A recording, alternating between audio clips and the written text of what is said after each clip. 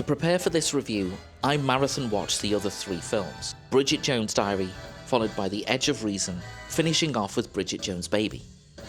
And consistently awesome in all 3 movies is Renée Zellweger, always keeping the Bridget Jones character likeable, funny and quirky, surrounded by a great cast including a pre-heretic cheeky Hugh Grant and an always uptight Colin Firth. Here we are in 2025 with a 4th installment. I even saw that Hines created this masterpiece as a marketing tie-in for the movie. So sit back and watch my review of Mad About the Boy. Is this Bridget Jones' Endgame, or is it more of a Justice League Snyder Cut? What did I think? I've just been to see Bridget Jones' Mad About the Boy. Now, here's the thing about Bridget Jones' Mad About the Boy. And I'm going to reference Terrifier. Well, in particular, Terrifier 3. It might seem like an odd reference in a review about a Bridget Jones film, but stick with me. Now, in my Terrifier 3 review, I said, right, okay then, you don't really need to have seen the other Terrifier films to enjoy? Is that the right way to describe it? To enjoy Terrifier 3. Well, Bridget Jones, I forgot what it's called, Mad About the Boy.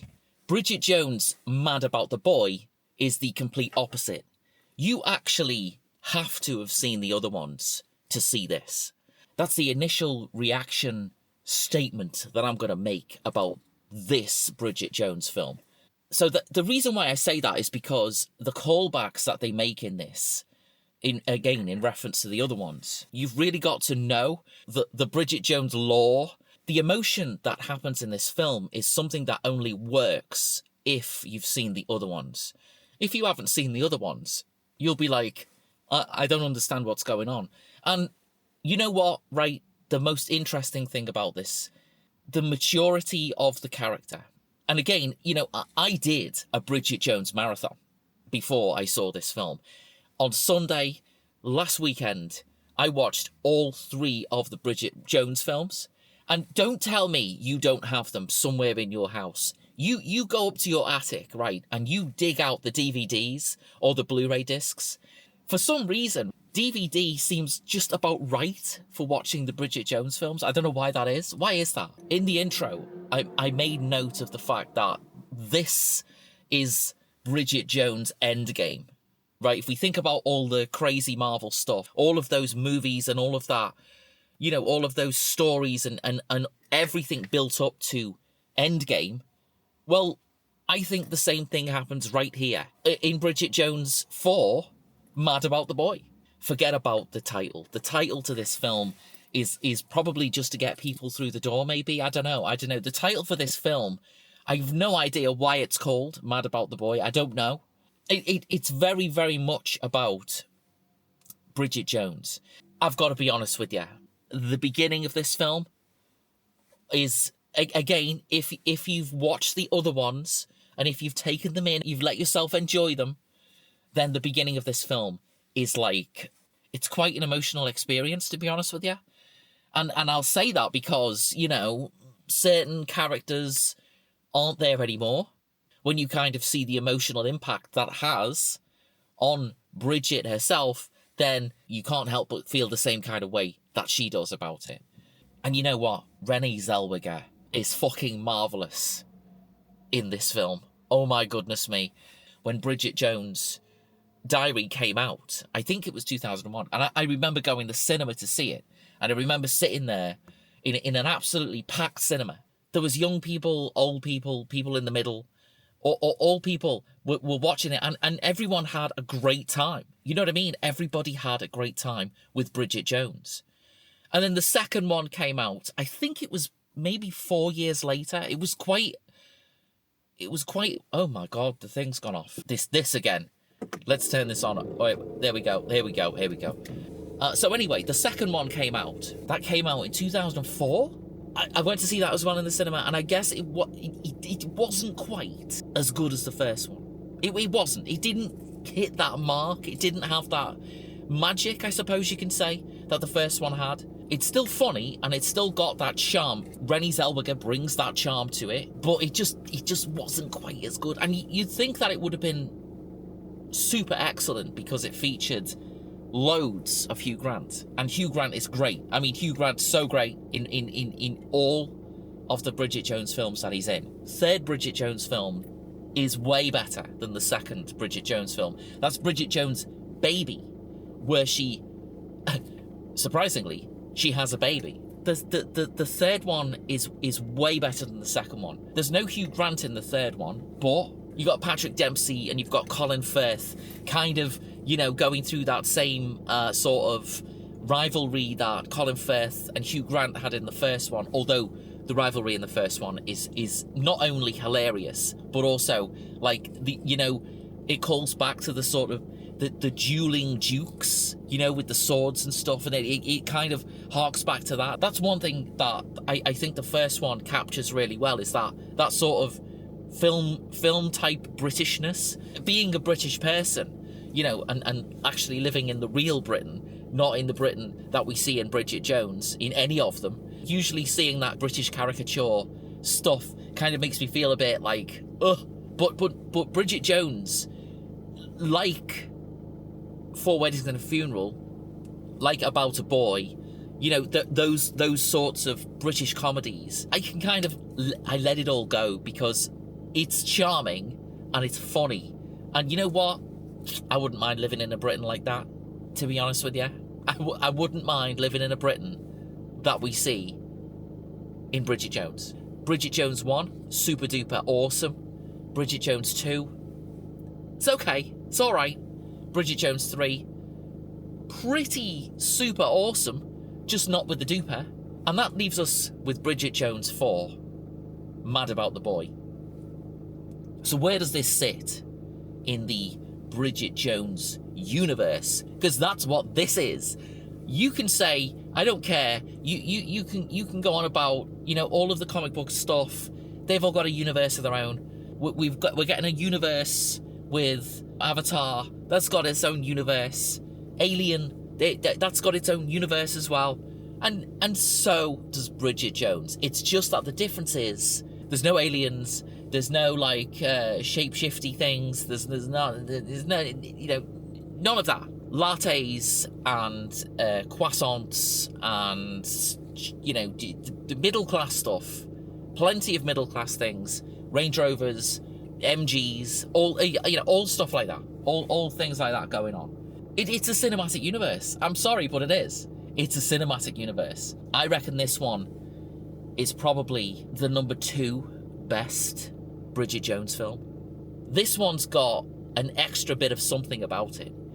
And you know, Renée Zellweger brings her A game to this film. She absolutely does. She studied hard to know how to round off this character and her story.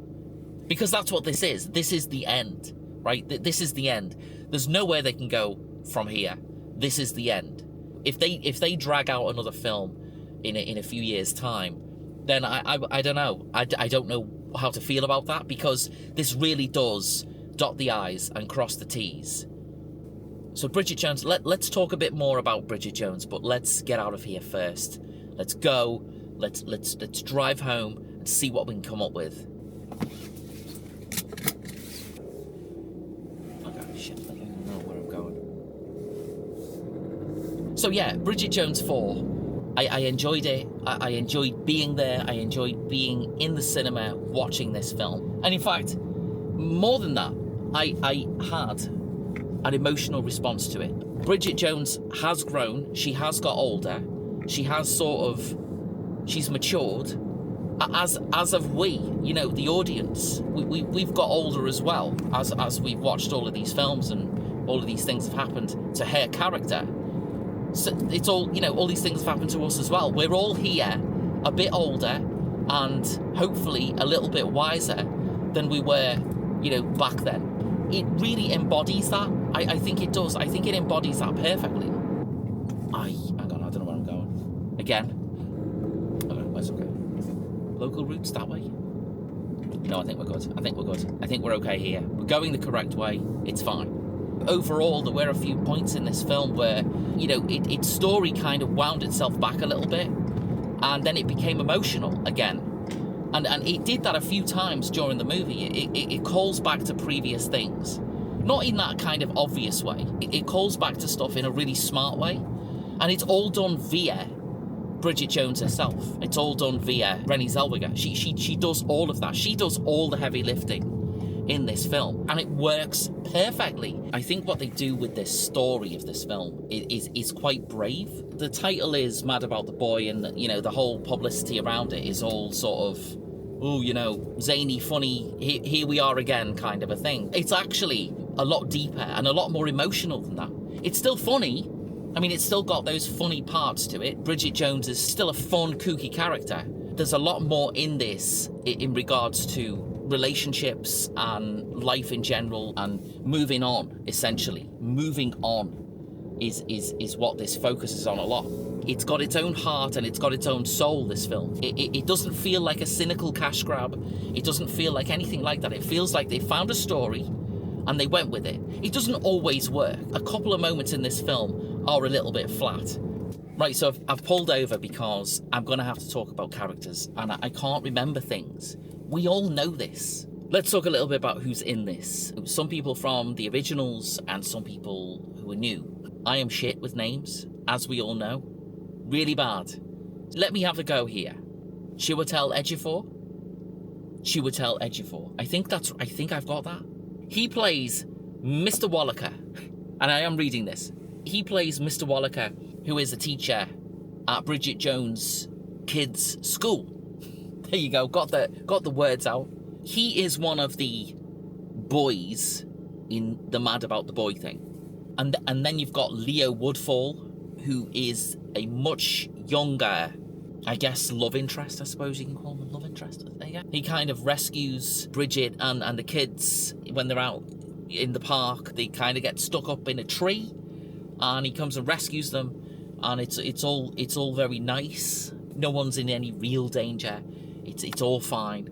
So he comes and rescues them, and you know, a spark between Bridget and him happens, kind of a spark. So, you know, they end up seeing each other, and that's the sort of 1/4 of what goes on in this movie. The stuff that happens from a relationship perspective, if going out with a man perspective in this, is a much more mature version of what goes on in any of the other ones.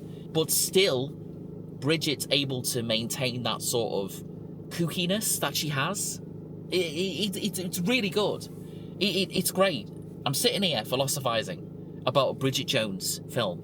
I only get excited and want to talk about something that I've seen that sort of does excite me. Something that makes me think, wow, they did something interesting here.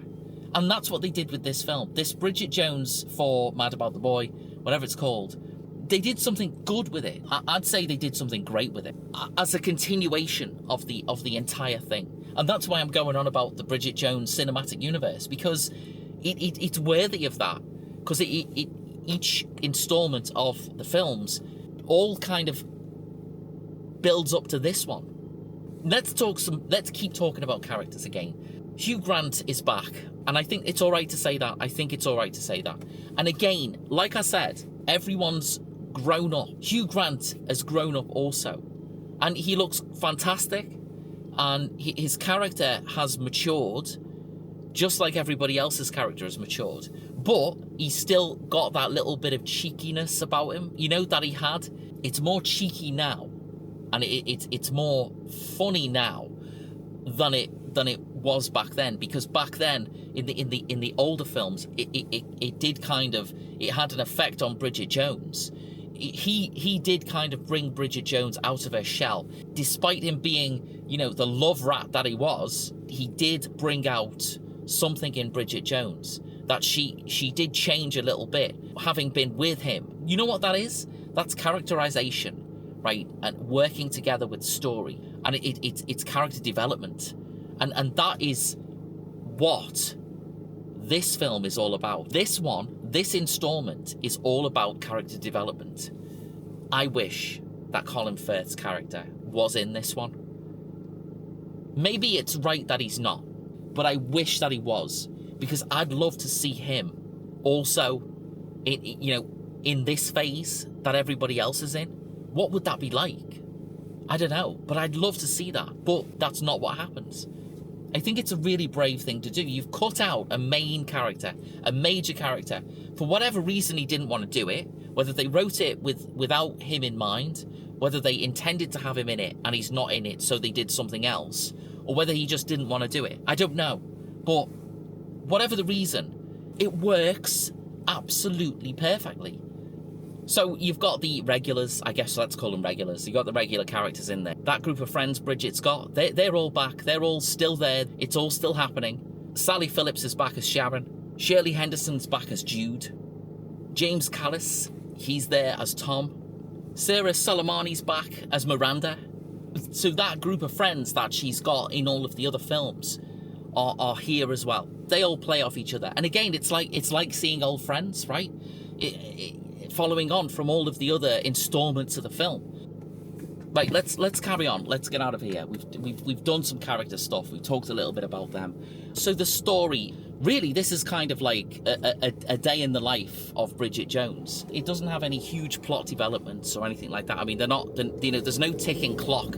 There's no thing that someone's got to do, before the end of the film, and everything else happens around it. It's not that. It is a slice of going through Bridget Jones's life, essentially.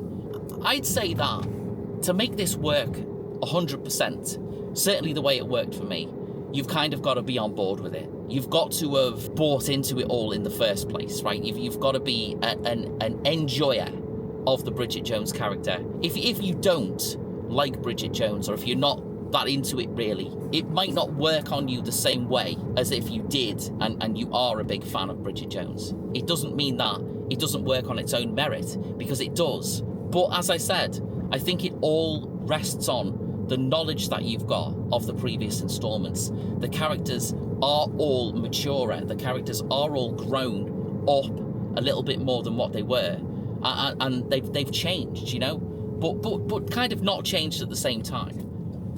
And that's what makes it work. That is what makes it work. So as I say, it's kind of a slice of Bridget Jones's life, I guess. Now what's happened to her has happened to her. Now that she's lost her husband, essentially, that he's no longer there, and she decides, right, it's time to move on. It's time to think about the future rather than dwelling in the past. And that's where that gorgeous intro of this film, that does emphasize the fact that she is extremely damaged, and she's extremely hurt, and she's extremely upset and brokenhearted about what's happened. Because, again, in the other films, we know exactly how she feels about Mark Darcy. We know how much she feels about him. It's time to move on. That's what it is. It's time for her to move on, to start again emotionally. And we see her do that. We're along for the ride, basically. It's done in the way that the character would do it. And that's why I keep saying about the characterization and Bridget Jones herself and the way Renee Zellweger plays it. And she really has given us a character that, without being showy and without being obvious, without being anything like that, she's given us a character that is fully fleshed out. Bridget Jones, Mad About the Boy, is available everywhere. And I think that you should go and see it, because it is fun and it is emotional and it is a great end of the Bridget Jones universe. So thank you for watching. Like and subscribe, and I'll see you again soon.